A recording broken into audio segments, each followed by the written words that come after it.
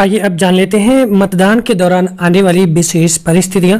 जैसे कि पहला हो सकता है चैलेंज वोट, मतदाता की पहचान को चुनौती देना, दृष्टिहीन एवं अशक्त मतदाता द्वारा मतदान, टेंडर वोट, अवयस्क मतदाता द्वारा मतदान जिसके आयु के संबंध में घोषणा जिसे कहते हैं आयु पूरी ना हुई हो, मत की गोपनीयता भंग करना और मत देने से मना करना। ये कुछ मतदान के दौरान आने वाली विशेष परिस्थितियां हैं। अगर ये परिस्थितियों का आपको सामना करना पड़ता है तो आप क्या करेंगे, आइए बारी बारी से जानते हैं।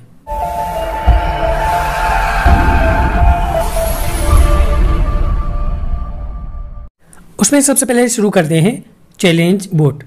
चैलेंज वोट क्या होता है? मतदाता के प्रथम मतदान अधिकारी के समक्ष प्रस्तुत होने पर यह अधिकारी मतदाता का क्रमांक व नाम जोर से बोलेगा जिससे सभी मतदान अभिकर्ता सुन सकें। इस संबंध में किसी मतदान अभिकर्ता द्वारा कोई आपत्ति किए जाने पर पीठासीन अधिकारी मतदान अभिकर्ता से निर्धारित प्रारूप यानी 24 रसीद पर 5 रुपया प्राप्त करेगा एवं मतदान अभिकर्ता द्वारा किए गए दावे की जांच करेगा। चैलेंज वोट से मतलब ये हुआ, अगर कोई कैंडिडेट आया वोट डालने और मतदान अभिकर्ता जो होते हैं, एजेंट होते हैं, उन्होंने कहा ये वास्तविक मतदाता नहीं है जो कि ये वोट डालने आया है, तो जो पीठासीन अधिकारी होगा उस चैलेंजर से यानी एजेंट से पहले तो 5 रुपया लेगा, उसके बाद उसकी आपत्ति को स्वीकार करेगा। इसी हेतु मतदाता द्वारा प्रस्तुत प्रमाण एवं एजेंट द्वारा प्रस्तुत प्रमाण के आधार पर पीठासीन अधिकारी द्वारा निर्णय लिया जाएगा। अगर एजेंट का दावा सही पाया जाता है कि मतदाता द्वारा फर्जी मतदान का प्रयास किया गया है तो मतदाता को पुलिस के हवाले कर दिया जाएगा और प्रारूप 28 पर तथा रुपया 5 की फीस एजेंट को वापस कर दी जाएगी। अगर यह साबित नहीं हो पाता है कि मतदाता फर्जी था तो इस शुल्क को जब्त करते हुए मतदाता को मतदान हेतु भेज दिया जाएगा, यानी मतदान करने दिया जाएगा। पीठासीन अधिकारी को प्रारूप 23 के मतों की सूची के स्तंभ 10 में आपत्तिकर्ता के हस्ताक्षर प्राप्त करने होंगे। आपत्ति किए गए मतों का विवरण प्रारूप 23 पर तैयार करना होगा। यह ध्यान रखें ऐसी स्थिति आने पर सामान्य मतदान प्रक्रिया रुकने ना पाए जिससे मध्य स्तर पर अनावश्यक भीड़ एकत्रित हो तथा कोई असहज स्थिति उत्पन्न हो। जब कोई ऐसी स्थिति आती है तो ऐसे कैंडिडेट को पीठासीन अधिकारी को सौंप दिया जाएगा और जो मतदान अधिकारी प्रथम है वो बाद बाकी जो मतदाता आ रहे हैं उनको वोट डालने के लिए कंटिन्यू रखेगा। यहाँ पर देख सकते हैं यह प्रारूप 23 है, इसमें आपत्ति किए गए मतों की सूची बनाएगा जो कि आपत्ति वाले मत होंगे यानी चैलेंज वोट वगैरह। और यहाँ पर आपत्ति किए गए मतदाताओं के संबंध में जमा रसीद जो राशि जमा की गई होगी उसकी रसीद यहाँ पर प्रारूप 24 पर दी जाएगी। और अगर वो मतदाता फर्जी पाया जाता है तो यहाँ पर थाना प्रभारी को शिकायत पत्र लिखकर उस मतदाता को पुलिस के हवाले कर दिया जाएगा। उसके लिए ये प्रारूप 28 भरा जाएगा। उसके बाद अगर बात आती है दृष्टिहीन और अशक्त मतदाता द्वारा मतदान करने की, अगर कोई ऐसा मतदाता आता है जो दृष्टिहीन है या अशक्त है, असहाय है, तब ऐसे मतदाता हेतु पीठासीन अधिकारी मतदाता को एक वयस्क सहायक हेतु अनुमति प्रदान करेगा, यानी उसका कोई एक साथी उसको मतदान करवा सकता है। ऐसी अनुमति पीठासीन अधिकारी ही देगा। एक व्यक्ति अधिकतम एक मतदाता का ही सहायक होगा। सहायक प्रदान करने की स्थिति में मतदाता को बाएं हाथ की तर्जनी तथा सहायक की दाएं हाथ की तर्जनी पर अमिट स्याही लगाई जाएगी, यानी दोनों कैंडिडेट के दाएं और बाएं हाथ की तर्जनी पर स्याही लगाई जाएगी। इस संबंध में सहायक द्वारा लिखित घोषणा निर्धारित प्रारूप 26 पर करनी होगी तथा मतदान के अंत में पीठासीन अधिकारी को प्रारूप तैयार कर उपलब्ध करानी होगी। यहाँ पर देख सकते हैं अगर कोई दृष्टिबाधित या अशक्त मतदाता वोट करने आता है तो उसके लिए प्रारूप 26 पर उसके जो साथ में साथी नियुक्त किया जाएगा उसकी यहाँ पर पीठासीन अधिकारी द्वारा घोषणा की जाएगी। उसके लिए प्रारूप 26 भरना होगा और इस प्रारूप पर उस सहायक साथी का हस्ताक्षर भी लिया जाएगा। वहीं पर मतदान के अंत में प्रारूप 27 की डिटेल भरनी होगी। कितने दृष्टिबाधित और अशक्त मतदाताओं का मत किया गया है वो डिटेल यहाँ पर भरनी होगी और संबंधित काउंटर पर जमा करते वक्त इस डिटेल को भी देना होगा। उसके बाद बात आती है टेंडर वोट यानी निविदत्त मत पत्र की। टेंडर वोट क्या होता है?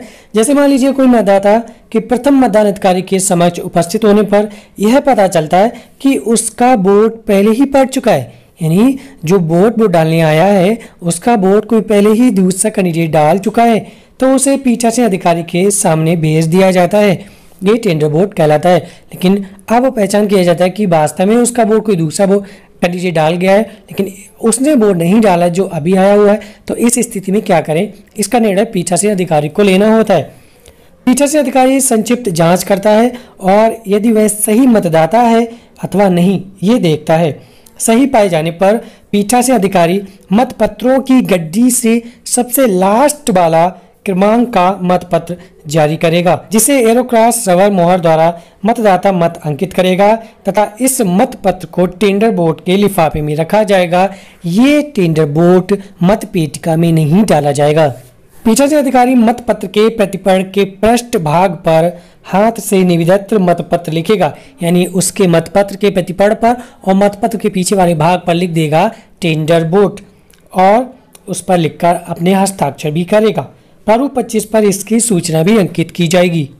यहाँ पर जब उस व्यक्ति से टेंडर बोर्ड डलवाया जाएगा तो उस टेंडर बोर्ड को मत पेटिका में न डालकर लिफाफे में रखा जाएगा और निविदत मतपत्रों की सूची के लिए प्रारूप 25 पर उस मतदाता जो होगा उसका हस्ताक्षर या अंगूठे का निशान भी लिया जाएगा। यहाँ पर ये प्रविष्टियां भरनी होगी, जैसे मतदाता का नाम, मतदाता सूची का भाग या क्रमांक, मतदाता का क्रमांक, मतदाता का पता, उस व्यक्ति को जिसने पहले मत डाल दिया है, जारी किए गए मत पत्र का क्रमांक, जिस व्यक्ति का पहले जारी कर दिया गया उसका क्रमांक यहाँ पर भरा जाएगा, निविदत मतपत्र का क्रमांक जो मतपत्र की गड्डी होगी सबसे लास्ट वाला जो क्रमांक वो भरेंगे और लास्ट में टेंडर बोर्ड डालने वाले व्यक्ति का हस्ताक्षर या अंगूठे का निशान लिया जाएगा और सबसे नीचे पीठासीन अधिकारी का नाम व हस्ताक्षर होगा और दिनांक भरी जाएगी।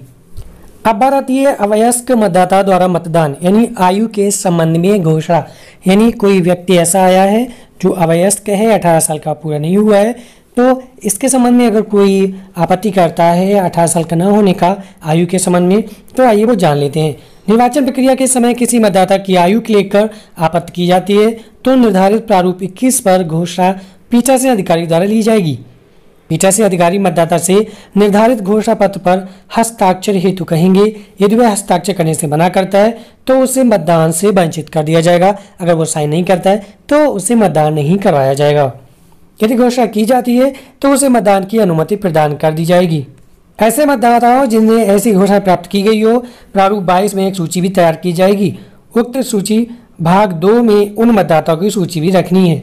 यहाँ पर देख सकते हैं प्रारूप 21 आयु के संबंध में निर्वाचक द्वारा घोषणा का प्रारूप। यहाँ पर जो निर्वाचक है अपने हस्ताक्षर अंगूठा का निशान लगाएगा, उसके माता या पिता का नाम, जिला, इस तरह से उसकी डिटेल भरी जाएगी अगर आयु के संबंध में घोषणा करता है तो। वहीं पर पीठासीन अधिकारी को प्रारूप 22 भी भरना होगा। उन कैंडिडेट्स की जिन्होंने आयु के संबंध में घोषणाएं की हैं, उनका मतदाता का नाम, निर्वाचक नामावली में भाग संख्या व क्रम संख्या, निर्वाचक नामावली में प्रविष्ट आयु, पीठासीन अधिकारी के अनुसार आयु जो वोटर होगा पीठासीन अधिकारी के समक्ष आयु की घोषणा करेगा, उसके अनुसार आयु यहाँ पर भरी जाएगी। और अब जानते हैं मतदान की गोपनीयता भंग करना या मत देने से मना करना। कोई कैंडिडेट ऐसा भी आ जाता है जो मना करता है कि अभी हमें मत नहीं देना है, हमें वोट नहीं देना है, लेकिन क्या होता है आपका जो वोट है प्रतिपर्ण है और मतपत्र जारी हो चुका होता है, तब वो मना कर देता है कि हमें वोट नहीं करना है।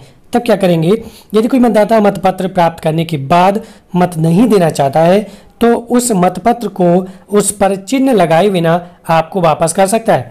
ऐसे मतपत्र और उसके प्रतिपर्ण पर शब्द लौटाया गया या रद्द किया गया लिखकर रद्द कर दिया जाएगा, यानी आप उस मतपत्र पर लिख देंगे रद्द किया गया या मतदाता ने मत देने से मना किया।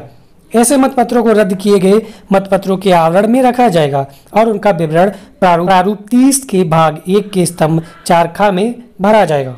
निर्वाचक ने मतपत्र पर गलत चिन्ह लगा दिया, अर्थात पहले उसने किसी एक उम्मीदवार के पक्ष में चिन्ह लगा दिया हो और बाद में किसी अन्य उम्मीदवार के पक्ष में मत देना चाहता हो, तो उस स्थिति में उसने उसे खराब कर दिया और वापस करता है तो उसे दूसरा मतपत्र दिया जा सकता है। अगर कोई कैंडिडेट ऐसा है जैसे वो किसी और को वोट देना चाहता था लेकिन उसने गलती से किसी और पर चिन्ह लगा दिया, अब वो पीठासीन अधिकारी के पास आएगा, वो कहेगा मुझे किसी और पर वोट देना था लेकिन गलती से इस पर लग गया, तो पीठासीन अधिकारी उसे दूसरा मतपत्र जारी कर सकता है। लौटाए गए मतपत्र और उसके प्रतिपर्ण पर शब्द खराब किया गया या रद्द किया गया अंकित कर देंगे, यानी उसके मतपत्र पर लिख देंगे खराब किया गया वोटर द्वारा, अंकित कर पृथक आवरण में रखेंगे जिसे मतदान समाप्त होने पर मुहर बंद कर दें। इस प्रयोजन के लिए अलग रखे गए लिफाफे में रखा जाएगा और पीठासीन अधिकारी ऐसे सभी मतपत्रों का एक अभिलेख भी रखेगा। यहाँ पर देख सकते हैं ऐसे मतपत्रों का विवरण प्रारूप 30 में लिखा जाएगा।